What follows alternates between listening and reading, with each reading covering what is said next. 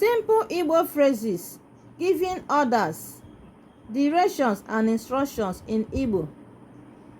We are going to learn how to give simple instructions using Igbo language.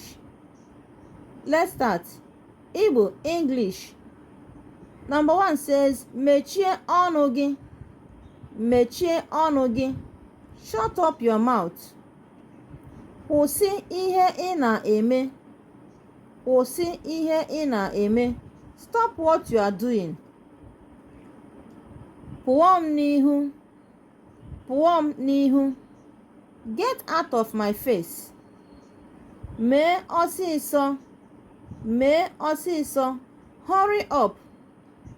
Gee m ntị. Gee m ntị. Listen to me. Gaa nọdụ ala. Gaa nọdụ ala. Go and sit down. Gbaa mbọ lọta ọsịsọ. Gbaa mbọ lọta ọsịsọ. Try to come back quickly. Kwuo ihe ị chọrọ ikwu. Kwuo ihe ị chọrọ ikwu. Say what you want to say. Wetuo aka ekpe gị. Wetuo aka ekpe gị. Put down your left hand. Kwụrụ n'akụkụ. Kwụrụ n'akụkụ.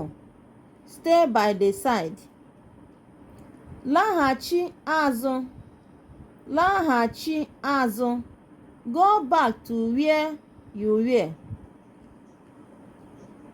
Kpumitu. Kpumitu. Shift a bit. Please guys, share this video, like and share, comment as you watch. Bye.